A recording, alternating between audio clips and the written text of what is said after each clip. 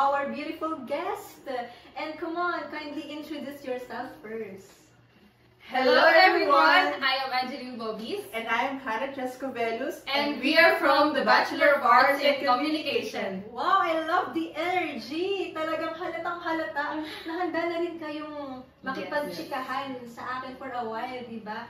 And it's just so beautiful na meron tayong topic for today and it's from the author Carlos Bulosan, di ba? On becoming a Filipino. So it's actually a book that contains poems, essays, letters, and even short stories. And it's, I think, because of you, because you want to write, I want to, you know, to talk about something, about writing as well. Diba? Kung na-encounter nyo yung sa essay ng The Writer as a Worker, diba? As upon reading it, diba? Ano yung pakiramdam? Ako personally, nung nabasa ko yung essay ni Carlos Bulosan about The Writer as a Worker, I have two realizations in life. The first one is, I am a writer by choice, not by circumstance. And the second one is, if you're familiar with Jamie Rivera's song, Ang Pananagutan, there's this one line there na nagsasabing, walang sino man ang nabubuhay para sa sarili lamang. And if we're going to convert that line, specific line, into this context, walang sino man ang nabubuhay o walang sino man ang nagsusulat para sa sarili lamang. So, yun yung pinakang realizations ko talaga upon reading the essay. How about you, Hannah? Ako naman, ang insights ko dun, nabasa ko yung word dun na social functions. Sinasabi, kasi ako nagsusulat talaga ako and based on my own perspective and opinion lang talaga. Pero sabi dun, hindi ka lang dun nagsusulat base lang sa perspective mo, kailangan meron din daw yung social function. Kasi yung pagsusulat daw natin, siya daw is social product. And dapat daw, lahat daw ng social product, meron siyang social function. So parang more on ang insights ko dun ay, kumbaga, hindi lang pala tayo nagsusulat para lang sa sarili natin. Kumbaga, para lang din sa ibang tao na na-encounter natin, na pangyayari, and mga na-interact natin ng iba't ibang tao. Kasi related nga yun dun sa second na realization mo, di ba? At saka yun din yung parang misconception siya about sa writer na sinasabi ng ibang tao na kapag writer ka, mostly ang sinusulat mo ay para sa sarili mo lang. Which is hindi naman siya totoo. At saka, di ba parang may nagsusulat mostly sa mga writers based on their own experiences, di ba? Pero doon contradicting doon sa sinabi ni Carlos Bulosan na kailangan you have to share struggle with other people. Yung kung ano yung nasa paligid. Ang ganda nun. Kasi, di ba, wala namang masamang magsulat for yourself. Yes. It's also a medium for us to express our emotions, to really vent out actually. Pero, sometimes we forgot, and I am guilty of that. I personally forgot that it also has social function. And yun yung kulang ko. And Carlos Bulosan made me think na dapat, oo nga, may social function nga pala. Kaya same ako dun sa realization nyo lang din talaga. And yun, di ba, parang nabanggit nyo, nag-write kayo, you're writing, ganyan. And ako, as an experience ko sa pag-writing, whenever I feel so sad, whenever there's this sentiment that's been circulating in my mind, I always tend to isolate myself for a while among the crowds and then just gently pick up my phone and pretend that I'm scrolling through social media when in fact I am, you know, writing in my notes. And whenever I am writing, pag negative siya, pag nasasaktan ako, umiinit yung yung tenga ko. Dito talaga kaya, pwede ko bang iiyak to? But I cannot because I'm writing. And I have to express it. I have to open it din talaga through words. Words muna. Yun yung power ng yun yung power ng pagsusulat. Yung mga words na hindi mo kayang sabihin literally or personally sa mga taong nakapaligid sa'yo. Kuha ka lang ng papel, gaya ng ginagawa mo, Janelle, na kumuha ka lang ng phone or anything na pwede mong sulatan, tapos doon mo binubuhos yung emotions mo. So, di ba, we might think writing as a simple thing, pero more than that, writing is always more than writing. Yes, more than writing. Yes. More than writing. Alam mo, Hannah, yung nung sa Lokban Academy, hindi na to sa personal, more on sa social function na. totally social, but more on interpersonal na. Kasi, di ba natanda mo yung namatay yung principal sa Lokman Academy? Sorry for the word, but si Ma'am Dean. Sobrang nasaktan ako nung nalaman ko yun. And alam mo yung unang reaction ko, okay, I have to record this in my journal. And andun siya sa journal ko. And ang natuwa lang ako kasi yung title niya, since ang pangalan niya ay Dean, D-E-A-N, ang title doon ay, Is It Really the end? The end. Di ba? As simple as that, as you have the care for other people, your creativity is being exercised as well. Di ba? Yun yung experience ko sa writing. Talagang, it's a part of me, it's who I am. Writing is who I am. Talagang every time, every day, hindi mawawala na, nagsulat ako today. Ikaw, ano yung mga experience niyo sa writing? Ako naman, as someone na part ng publication before, writing is an essential for me. Sa totoo lang, siya ay form ng intrapersonal communication talaga. Gaya ng mga previous nating nasabi kanina.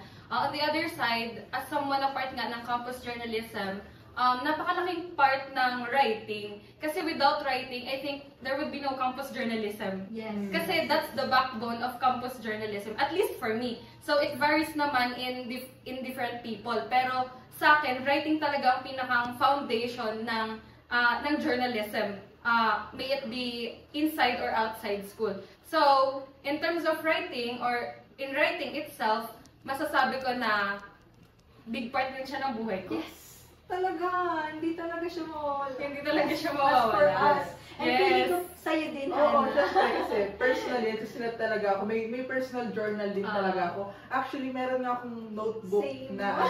na ang title notebook ko, words left unsaid, parang Words left gano'n. unsaid. Or parang mga thoughts left unsaid. Parang yung katulad nung inhalation na sinabi nyo kanina na yun, kung hindi mo masabi sa isang tao or verbally, sinusulat natin. Di ba yun yung sa akin? Di ba, as a person na parang magagalitin, mainitin ng ulo, gano'n. Siyempre, minsan pinipigilan natin na magsalita ng masama sa ibang tao. Yung journal lang yung nakakalam talaga ng mga gusto nating sabihin dun sa ibang tao. Kaya parang kilala tayo ng mga journal natin, yung mga sinusulat natin. At saka yung sa tingin ko, dun sa sinasabi mo na sa campus journalism, di ba? Yung sa publication, dati ka member ng publication, kumbaga, we were able to be the voices of other people. Hindi man verbally na voice, but through words, di ba? Ganun yung power ng words, ng writing. At saka additional din na through writing, iba't ibang emotions yung nabibigay natin. Kanina nag-focus tayo ay kung paano tayo nag-vent out, kung paano natin sinasabi yung mga words hindi natin kaya sabihin sa ibang tao. Pero masayang magsulat. Sa totoo lang. Masayang magsulat. Contrary sa ibang student na whenever they are tasked to write, we have to write, ganyan. Marami kang kaklaseng ganun. Ganyan. But only if they will give writing a chance and to see it on another spotlight or on another perspective, they're gonna experience the comfort and the gift, the miracle in writing. Di ba? Kasi, sabi mo nga kanina, parang through writing, napapractice yung skills natin, yung vocabulary natin. Yes, vocabulary talaga. Dati parang one way of para tawag dito, lumawak yung lexicon. Anong lexicon? Mental lexicon. Mental lexicon ko. Parang sa lang siya sa panonood lang ng movies, yung mga words parang nila-write ko siya. Pero ngayon, nung tuto na ako mag-journal, mag-personal na journal, doon din talaga nahahasa yung skills sa pagsusulat. Kahit yung mga deep words na gagamit ko, kunyari parang meron akong word of the day. Parang nito lang, recent na word of the day ko siguro redemption. Wow! Redemption. Lalim naman redemption. Naalala ko yung sa quizzes, di ba? Siguro, di ba pag may mga namali ka, redemption. Pero by the way, yun na yun. Puro kasi to school, ganyan. Pag namali ka, yung sa quizzes, yung online quiz, okay, you have time to redeem to redeem your Pero yun, naalala ko yun, di ba? Parang yung recent na word na natutunan ko, redemption. Lang siya, hindi ko siya napanood. Parang narinig ko siya sa isang student sa library, sa school. Tapos sabi ko ano yun, parang na-curious ako kung ano yung word na yun. Kaya I search on it. Okay. That's nice. And speaking of yung lexicon, ganyan, nahahasa yung mga skills natin. Meron akong naalala tuloy, yung sinabi nung teacher ko when I was in grade 11, that, di ba, thinking skills is critical. It's part of the important C's in the 21st century, di ba? Critical thinking, collaboration, creativity, and such.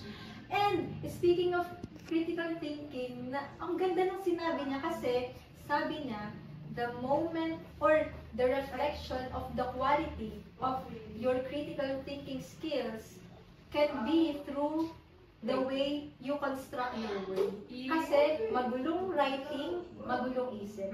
Magandang writing or sunod-sunod, cohesive, organized ang isip. It's just a reflection of our mind. Kaya sabi ko, writing is not just a hobby, it's a must. Para sa akin talaga, if you want to transform your mind, if you want to change, not just your personal aspect, but also the society, because in fact, it is also a social function, and if you want to change, there's no choice but to write. You have to love writing, pero it's not a problem to me anymore, kasi gusto ko na talaga yung writing. Nagulat ay naman ako sinabi niya kanina kasi parang bago ako pumunta dito, parang naggagawa ako ng concept. Parang hindi ako makapag-isip ng concept, so I asked ChatGPT, ganyan. Tapos sabi ko, hindi ko siya makasulat ng maayos, parang give me a monologue concept for a family of pieces. Hindi ko makakasulat ng maayos, hindi ko magkakasunod-sunod yun. So parang nagulat tayo ako na, di ba pala ako ganun ka-skilled sa pagsusulat. Alam mo ko lang. Ay kasi minsan, nag-struggle talaga ako sa pagkakonstruct. Kahit alam mo, for example, sa pagsusulat, kahit CR, nagsasalita ka mag-isa, ay, I'm straight. Pero when you're in front of other people and many people, parang totoo. Parang anong mauuna sa menu, sa ano, gano'n. Totoo yan. Kaya akala ko ako lang yung pinukuhan sa sinabi niya. Sabi ni Joy kanina, yung maayos yung organized na writing or reflection ng ating critical thinking. Ibig sabihin, unorganized yung utak. Pero, yun, wino-workout naman natin yung gano'n. Kasi di ba tayo com students tayo, parang lagi kaming parang may on the spot na, ipapasa agad yan, ipapasa agad yan. So, nagsusulat kami. Minsan nahihirapan ako, parang tapos na agad sila, parang nila ako na-construct yun. Totoo, hirap na hirap kami. For example, yung Tagalog, ita-translate to English, yung ganun yung ginagawa ko, pero nahihirapan pa rin ako. There are times talaga na minsan hindi ako ganun kabilis mag-construct ng maayos na sentence. Meron din namang minsan na parang eager. And yun din naman. Di ba sabi yun na teacher ko, pero I also have that kind of experience that not all the time I was in the momentum to write. There are just times where even if there's a lot of sentiments, there's a lot of ideas, I just cannot put myself to work even if I really want it. Kasi, di ba, kung naalala nyo, si Thorndike's theory ni Thorndike's connectivism, di ba? Sa theory niya, meron siyang law of readiness. That even if may nagtuturo sa'yo, even if you have many resources, you have many ideas, but once you're not ready to learn, you're not ready to write, walang mangyayari. Kaya importante din to really condition ourselves. And speaking of that, di ba, parang nalilito kayo, ganyan, you don't have to be pressured. Ganyan kasi nga, according to the law of readiness, huwag niyo namang sisihin ang sarili niyo. It's okay. It's okay to not do. In writing. To somehow, have that kind of moment, diba? And speaking of, di ba, more on personal perspective yung sa atin.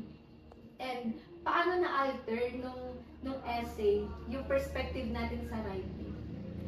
Ako kasi, may background na kasi ako sa writing. So, nung nabasa ko yung perspective ng author ni Carlos Bulosan about writing, somehow na-inspire ako. On the other side, I feel saddened kasi dun sa latter part ng essay, sinabi niya doon na yung inspiration niya, kung bakit siya nagsusulat, ay dahil sa mga foreign authors, specifically American authors. Tapos di ba ni-state niya pa doon yung name ng mga authors na nag-inspire sa kanya, bakit daw nagsusulat siya para sa kanyang sa mga tao, sa kanyang mga readers. Wala lang, I felt sad kasi kung yung kanyang kung na-influence siya ng mga authors from the foreign country, nasan yung Filipino authors? Wala lang, na-feel bad lang ako kasi ang dami din nating authors na magagaling din, mahusay din, na mga critical din yung mga laman ng kanilang sulat. Pero hindi siya na-state dun sa essay ni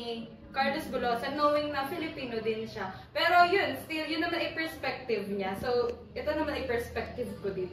Ayun. Siguro, di ba meron tayong mga motivations why we write, di ba? Siguro yun yung motivations niya. Isa yung bukod dun sa Filipinos, bukod dun sa mga experiences niya, sa mga na-encounter niya, mga discover niya, siguro yung mas highlight niya lang yung mga foreign authors na nakapag-influence sa kanya. Kasi nabanggit din dun yung parang yung sa US daw, yung Ano yun? yung para nakapagsulat siya kasi nga parang naka-encounter siya ng mga US people, ganun. Kaya na-influensyahan din siya.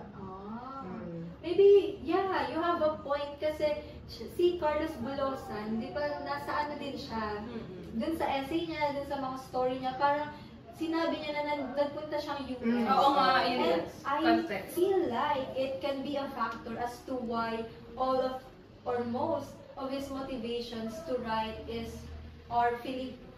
American authors. Ganyan. Pero may point ka rin doon, di ba? We can always look back dun sa mga, kung sino tayo, kung saan talaga tayo nagmula. Pero ang ganda lang kasi even if ang motivation niya ay foreigners, ganyan. Nagsusulat siya para sa mga Filipino. Yes. Yeah, that's a good thing about him.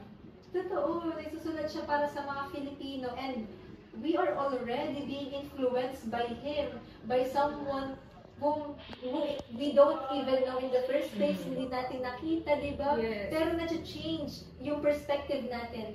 That's the power of writing. It can reach generations after generations. Yes. O, di ba? Na-reach na naman yung Gen Z, Yes. o, di ba? Di ba? And yung sinabanggit nyo, di ba, yung sa Philippines, meron na ba kayong experience? Have you ever experienced writing for the Philippines, for the Filipino people? Ikaw, Ako hindi pa talaga. Honestly, wala pa talaga akong, as in, wala pa sa mga nasulat ko na para sa Pilipinas. Parang, hindi naman sa pagiging narcissist, gano'n. Kasi yung journal ko, kasi kaya sinabi personal journal ko, parang tungkol lang yan lahat sa akin. Kasi hindi pa naman ako nagsusulat ng mga poem, nagsusulat lang for academic. for Yun lang. Ako naman, hindi specifically for the Philippines, but for the people of this country, for the Filipinos. Siguro, Share mo na mo. sige nga. Yung Makata kasi siya. Oo, right. Ba? By the way, Nagsulat kasi talaga ako. So, Sobrang Makata niya. Kingfisher. poem. Yes. Sobrang Makata niya. Ayun. Ang naaalala ko. Yes. Oy, hindi. Lahat inaalayan niya ng tula, ganyan, nakanta. Pero ayun, ang tanda ko yung title niya ay Gintong Bilog at Tali. Yun ay para sa mga fellow students na nagsastrive talaga mag-aral. Kasi nga, hindi madali. Tapos, specifically, tayong mga college students, hindi talaga madali sa atin ang pag-aaral. Akala lang nung iba yung madali, pero hindi siya madali talaga. Sino nag-aakala? Sino nasabing madali? Sino nag-aakala? Akala mo ba tambay-tambay lang Oo, kami? Bawang-bawang lang. totoo. Mas mahirap siya kaysa dun sa mga previous levels natin. Tapos yung sulat ko na yun, siya ay spoken word poetry talaga. Ay, wow. Pero, Sobrang Makata. Sobrang Makata niya. Para Makata sabihin, sa isip, gawan sa ko na salita. ng ano. Ako ay tutula. Gawan ko ng tula. Gawan kaya niya. Kaya niya talaga. Gawan ng tula. Hindi ko kaya on the spot. Sabi Sorry, pero naniniwala ako Oo. na. Sa Kaya mo. school, isang word Kaya lang. mo. Ay, Filipino subject kami. Isang word lang na ano ng prof namin. Parang alam mo yung sagot. Totoo lang. Oo, ganun siya. humble. Sobrang Makata niya. Pero yun, going back, yung Gintong Bilog at Tali ay about, yun nga, sa mga students siya na nag-aaral ng mabuti para magkaroon siya ng gintong bilog at tali in the end. Gintong Gintong Ayun, bilog. you read that? Oo. Di ba naisip naman ako? Gintong bilog. Yun, gintong bilog. Gintong bilog at tali. Tapos, yun lang, sobrang big part siya big part siya ng buhay ko as a writer kasi bukod sa nanalo siya ng spoken word poetry kasi pinarperform ko rin siya. Hindi naman kasi, Sobrang yabang. Low flexing. Ayun. Yabang. Tapos, Sample. ginamit ko din yung piece na yon para makapasok ako sa publication, sa previous At publication. saka di ba may pinapublish din sila ng mga poem mo, ano? Ayun. Wala lang, nakakatuwa ng puso na nakikita mo yung gawa mo, yung work of art. Uy! Yes. Work of art! Social Social product. Social product. Oo, na mapapublish siya. Tapos mababasa pa ng ibang tao. Tapos sasabihin sa'yo, mag-feedback sa'yo na, uy, nabasa ko yung O may social ano function ba? ka na. We're functioning. Yun! Wala lang. Pero sana, ma-encourage din yung iba talaga na magsulat. Kasi ang sayo magsulat. Pero masakit din magsulat. Yes. Totoo yun. Paano mo nasabi? Masakit magsulat. Kasi sino ba sinusulatan natin? Sino? Kapag nagsusulat kasi tayo, di ba, hindi lang naman para sa mga taong mahal natin, doon sa mga existing pa. Minsan nagsusulat tayo ay para din sa mga wala na. Or kaya sa mga taong nakasakit sa atin. Sobra yun. Oo, at kapag ganong mga situation, doon mo binubuhos yung full of your emotions, tapos maiiyak ka na lang habang nagsusulat Di ka. ba may tula na tawag para sa mga namatay? Ano bang tawag? Ode? Eulogy? Ode? Pass. Pass the message. Hindi natin mag-usapan. Ang eulogy is speech eh. Ano nga ba yun? Alam ko yun. Odyssey. Oh, Basta yan, never mind. Nasa tip of my tongue Oo nga. Pero, okay, babalikan natin. Babalikan natin. Lumabas siya later. Uy, pero alam niyo, tandaan niyo yung kay Lenny Robredo. Oh, peace! Blue. And by the way, I have something to share because I journaled my experience with Lenny Robredo. Kasi nakita ko siya dito sa Lucena, ganyan. Todo support ako doon, ganun. Alam mo, can you imagine from 1 p.m. in the afternoon until 11 p.m. Sobrang in the init. evening? I'm standing, we were standing, we were waiting for Lenny Robredo and we cannot go anywhere because we have to save a spot para makita namin si Lenny, ganyan. But, you know what, it's not just because of Lenny, it's because of my deepest desire and longingness for this country to be better, you know, to have hope, diba? Kulay rosas ang bukas, ganyan. And once I go home, I went home, ayan, sinulat ko siya, yung experience ko na sana ito na talaga, sana ganito na, ganyan, yung hope ko, binuhos ko lahat. So, hindi ko alam kung social function siya, but I am writing, I am expressing my love for my country. Na hindi Pilipinas, may pag-asa ka pa, ganyan. Hindi, may pag-asa ka pa bumangon.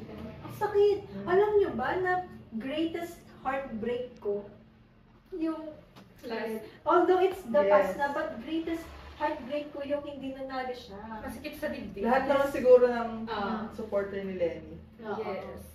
Yes. Totoo yun. And, yun, ano yung heartbreaking line sa inyo dun sa ano?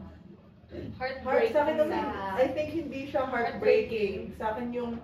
Yung favorite, yung ano Yes, pa, favorite line. Parang genuine artist is not, parang hindi siya... Mysterious. Pas hindi mysterious, hindi siya... Parang, di ba parang ang perspective ng ibang tao gift yan sa'yo? Yan, inborn ka, Manunulat talaga yung lahat. manunulat ka lang, gano'n. Parang yun yung thought. Pero hindi daw sabi nung writer nung sa dun sa essay kasi parang sa kanya, parang yun ay work ng kanyang luha, ng pagod niya, ng mga struggles niya. Kasi nga parang para sa kanya, 'di ba? He shared struggle with other people, Filipinos, parang ganun. Parang yun yung result. Parang yung bunga ng hard work niya, yung pagsusulat niya. So, ibig sabihin, hindi inborn yung pagiging manunulat mo. Hoy, O yung ako, pagiging nagsusulat hilig. ako, pero I can say na hindi yun inborn sa akin. Yes. Alam niyo kung bakit? Developed siya. Grade Kasi- 8 ako, English essay. Ang score ko sa essay ko, 15/50. 15/50. Hindi ko yun malilimutan. Sabi ko, grabe. Yung sa akin score, huwag natin pag-usapan. Oo. Let's go. Ano ba, agree ka? Ano yung score ka? This time? Ay, Ba't agree ka? Hindi. Yun. Ayun, ito, inner self ko yun. Ito, outside self. Yun, ay yung question mo kanina, inspirational na life. Sa akin naman ay ano, the writer must be political. Dapat aware tayo. Hindi pwedeng laging wala tayong pakialam. Dapat, ayun, in Hannah's words, make it make sense. Yes! Make it make sense. Yes, make it make Make sense. it make sense. Dapat laging merong ibubuga yung mga sulat natin. At hindi lang siya basta, eto nga, yung mga pag-uusap natin kanina, mostly ay personally, nagsusulat tayo for our own self lang, para mag-vent out, mag-express ng emotions. Pero beyond all of that, dapat nagsusulat tayo para sa ating fellow Filipinos. Kung magsusulat man tayo, imagine halimbawa, nagsulat tayo ng isang tula about sa kung saan man, isang piraso lang yun ng papel. And then, naalala ko pala, wait lang, balikan natin. Sige. Naalala ko yung sinabi ng editor namin sa pub. Sabi niya, yes, kung magsusulat ka, siguraduhin mong yung isusulat mo ay mapagpamulat na. Maka-pressure naman yan. Make sure na mapagpamulat. Sumulat ka ng mapagpamulat. Hindi lang basta, yun nga, make it make So, sense. dapat i-critic mo ng maayos yun, ng maigi yung sinulat mo. Ganun. Pero hindi naman natin dinidisregard din yung mga nagsusulat para sa sarili, para sa sariling danas. Kasi yun naman talaga ang foundation din ng pagsulat. Pero ayun, along the way, matututunan natin na magsusulat tayo, hindi na lang para sa sarili. Yes. But for the sake of the other people. Kasi na-realize ko lang, kaya siguro kailangan yung sulat natin nakapagpamulat. Kasi nga, di ba, ang writing is one way of keeping record. Yes, keeping Oo, record. di ba? Kasi parang, what if yung nasulat noon, nagmamatter pa rin ngayon, may value pa rin ngayon, di ba? Noli. Yeah, kasi, di ba? Sobrang makata niya, alam niya talaga yung mga ganun. Hindi ko alam yung chapter 1. Parang alam niya nga yung... Parang alam niya nga yung exact lines na sabi ni Sisa. Di ba? Ala! Tapos may pagano pa siya. Ayun.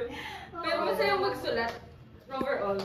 Masaya magsulat. And ang bigat mong sinabi niya, ito to be honest pag sa social function, mabigat magsulat. Totoo. Because you're writing for other people, you're writing for your country, but even if it's heavy, if it's somehow, you have the weight to carry, but if you really have the determination, if you really have the full commitment and the real authentic love for other people, though it may be hard, but you can go through, you can persevere, kasi you know, you understand the importance and the significance of writing, that this is not just a piece of paper na parang itatapon ko lang after, parang i-discard lang, like yung sa mga module, di ba? Ano ginagawa niyo after doon? O, di ba, tapon-tapon lang. Pero sasabihin sa pansit,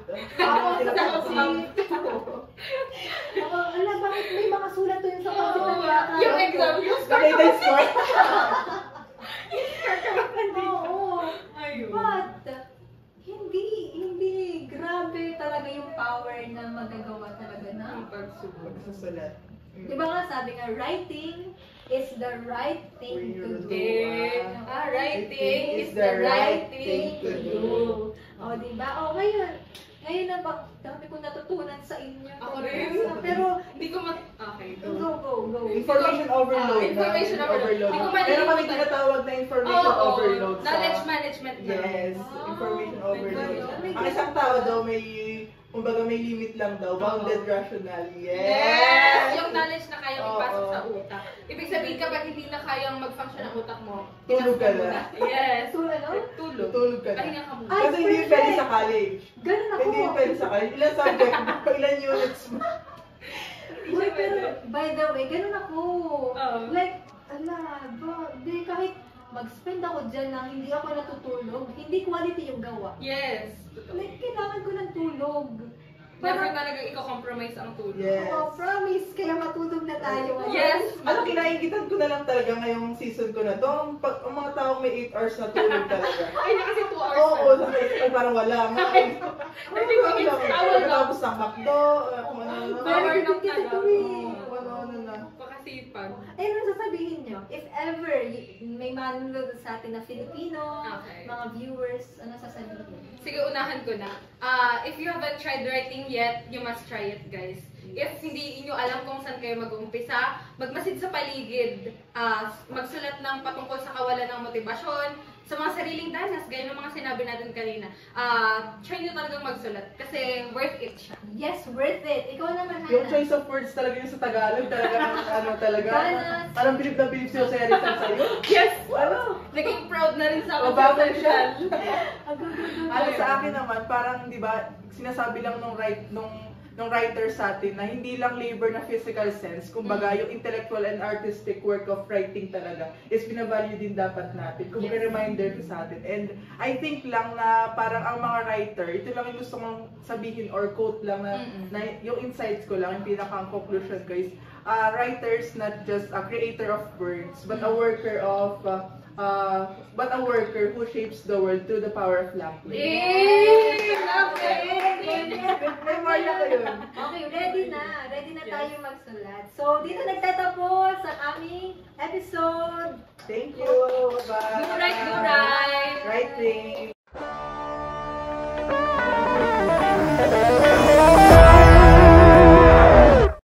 Hello!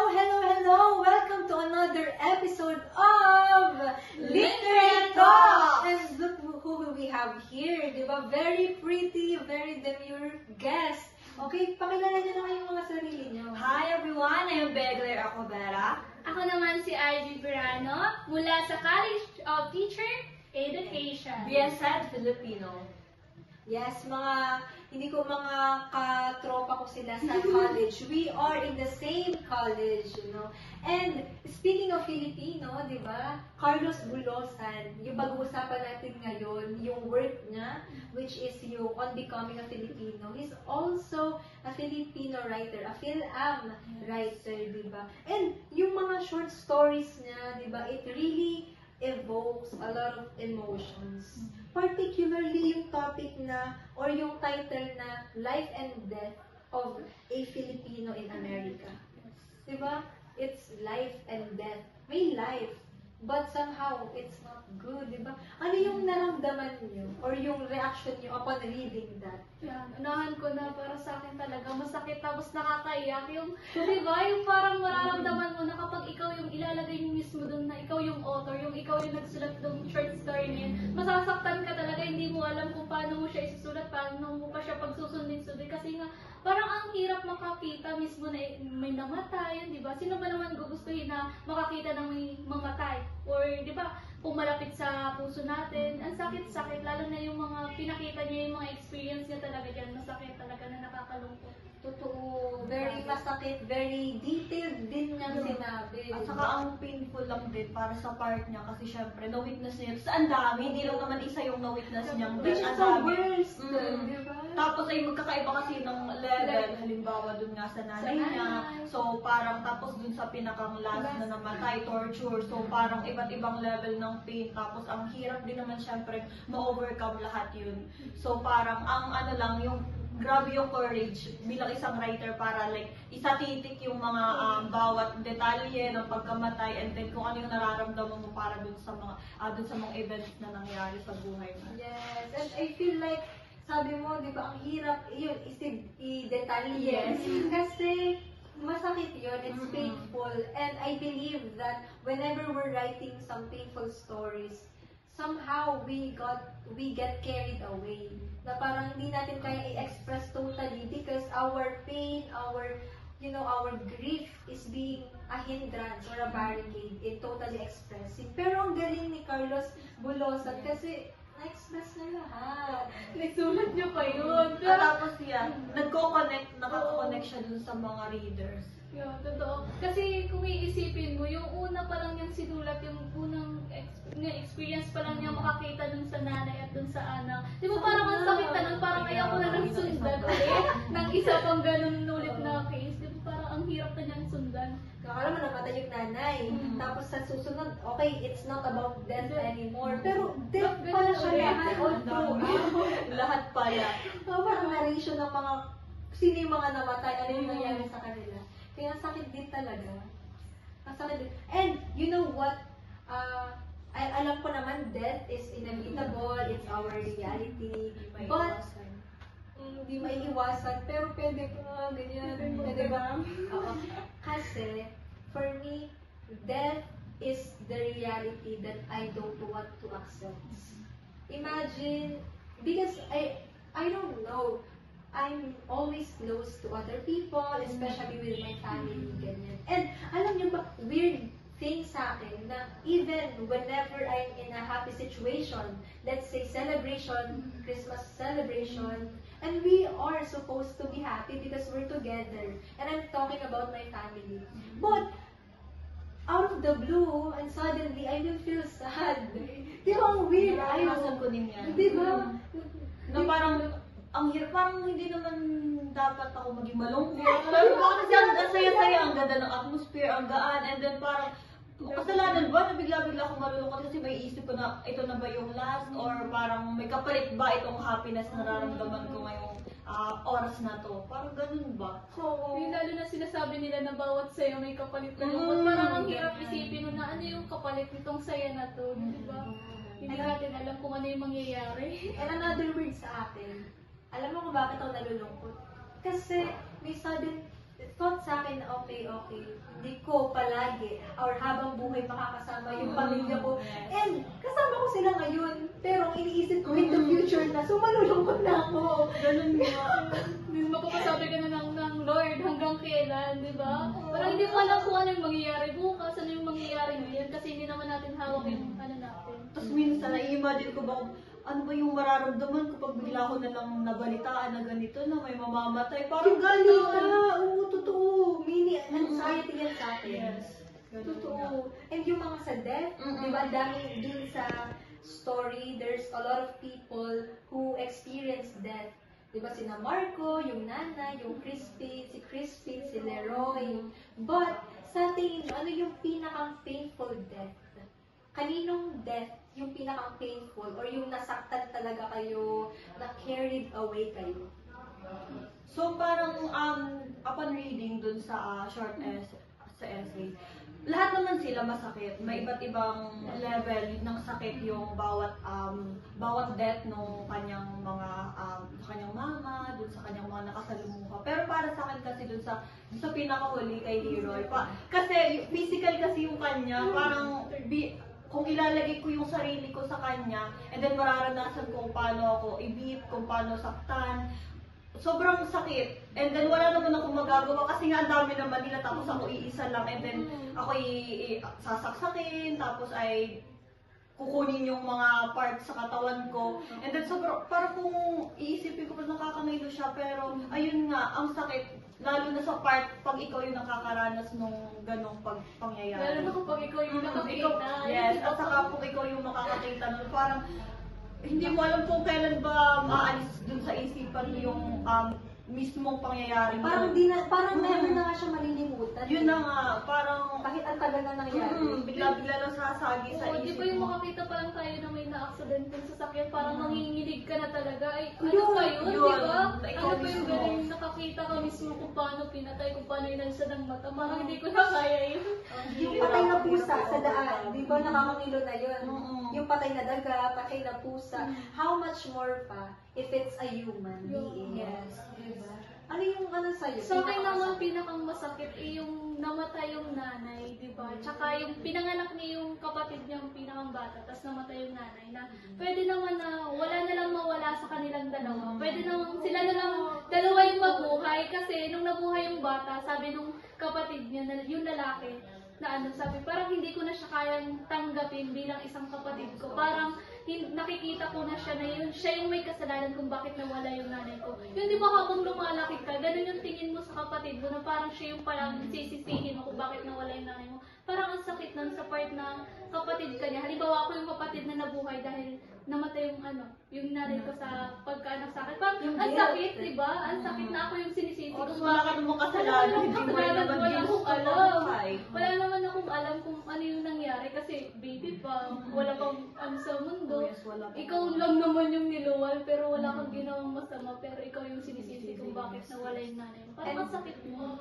And to think na nangyari yun nung bata pa siya. Mm-mm. He already saw death as young as he is. Tapos nagkaroon siya ng ganong sentiment sa kapatid niya. Bata pa siya noon. Kaya parang understandable naman kung bakit ganun yung thinking niya. Pero syempre, sa paglipas ng panahon, dapat ay mababago din kasi hindi din naman kasalanan ng kapatid and then wala din namang may gusto mamatay sila pareho yung nanay at yung kapatid niya. Totoo yun. Masakit talaga. Actually, when we are talking about, personally, when we are talking about death, I get freezed. I get frozen. Kasi this, among all the words that are existing in the world, death, the word death is the very least thing that I want. I hate the word death kasi ayoko yung experience. Especially when it comes to my family or my loved ones. Diba? Kasi yung pag sa death, pag sa sarili, somehow hindi siya mabigat.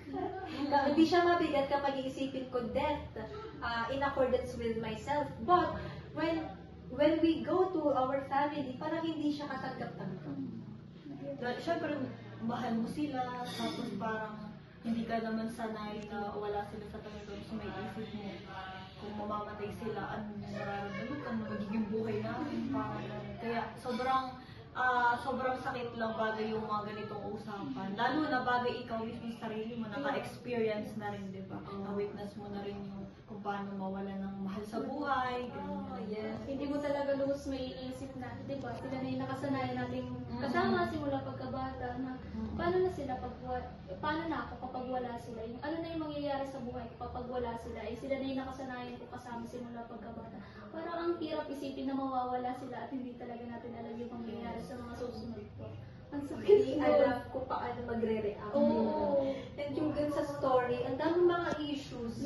Diba? It's about death, but at the same time, there are underlying issues that is somehow portrayed in the text. Diba? Ano yung mga napansin yung issue dun sa story na that is somehow reflected in our society as well, even up until now? Yeah.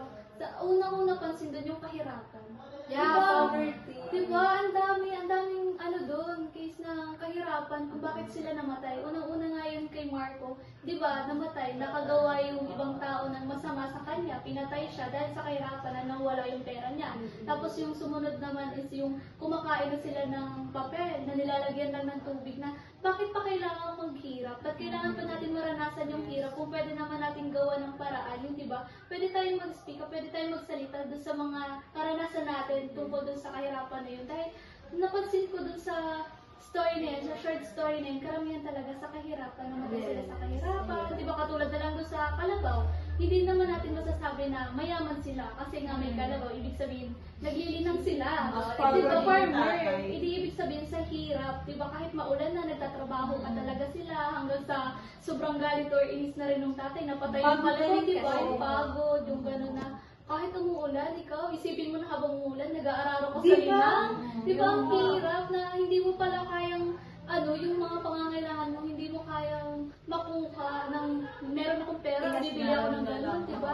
Hindi pa natin kaya. So, parang namatay sila dahil sa kahirapan, nabuhay sila sa kahirapan, pero hindi nila naranasan yung ginhawa na kung iisipin natin, diba, maraming nagtatrabaho sa ibang bansa. Kapag nalaman natin nagtatrabaho sa ibang bansa, yung iba iniisip na mayaman ka, may pera ka ginhawa na, tapos diba? yung mga mga gustong padala, Oo. yung yung homesick mo dun sa ibang bansa, tapos yung hirap mo, yung hindi nila alam yung hirap na dinadanas mo dun, tapos pagdating mo ng Pilipinas, ay pautang naman, kasi hindi mo na yung hirap, nasa yung pasalubong ko, yung chocolate ko, pero hindi mo tinanong man lang, kamusta yung ano yung naranasan mo dun sa ibang bansa, kasi karamihan talaga sa mga Pilipino, kapag dumating ka dito sa Pilipinas, tanong agad sa'yo, pasalubong ko, nasan yung sa akin, di ba? Ang hirap lang na hindi natin sila tinanong, kamusta ka naman doon? Ilang taon kang nagtrabaho? Ano yung naging buhay mo doon, di ba? struggles mo, Ang gandang perspective nun. imbis na chocolate. Oo, yun nga. Kamusta ka? Kasi yun lang, kahit ilang words lang yun, ang laki din ng impact Oo. sa sa mismo nagtatrabaho sa ibang bansa. And then, another din kasing issue, and di siya, ito lang din ng kanya, kasi, di ba, sabi nga doon may poverty. And dito nga papasok yung crime rate. Yes, kasi, di ba, dahil sa kahirapan, nakakagawa tayo ng mga bagay na masama, na hawak tayo sa patalim. And then, dahil doon, maraming tao tayong naagrabyado, maraming naaapektuhan. And then doon nga, yung sa pagkamatay ni Marco, and then doon din sa, kay Leroy. Parang ang ano lang na parang nanonormalize na din yung parang lang napatay ng lamok yung pagpatay sa kanila na parang wala bang guilt na nararamdaman yung mga pumatay dahil lang dun sa pinatay nila. Parang sa ganun kasing mga pangyayari, parang bilang tao, may konsensya ba sila? Hindi ba sila ng konsensya nila? Kasi hindi naman dapat yun yung ginagawa, hindi dapat yun yung mabuti, pero yun yung nagagawa nila kasi nga mahirap ang buhay, kailangan nilang magnakaw, kailangan nilang gumawa ng masama kapalit ng pera. Kailangan na talagang pumatay para lang makabili ng pagkain eh. Diba? Katulad din nung kay Crispin at saka doon sa narrator na experience, diba? Diba, wala na silang mahinga ng tulong kasi nakasarado na lahat yung mga mahihinga nila ng tulong. So, parang ang hirap mahirap na ma-experience yun na mamamatay kang dahil sa gutom, 5 araw pang hindi kakain dahil sa gutom. Diba? Itutulog mo na lang para yung kakakain ng newspaper na meron talo tubig. Kahit hindi ko na-experience yun upon reading at sakay. Like, ako, kumakain lang ako anytime I want. Pero may mga tao, lalo na may mga bata. Hindi ko siya ma-stomach. Yung sa loob pa nga lang ng isang araw na hindi ka makakain, nahihilo ka na. Ano ba yung 5 araw, diba? Ang sakit ka. Diba, it's all about pain and death. Diba? There's a correlation between that. But, speaking of pain, this is a really sad story, right?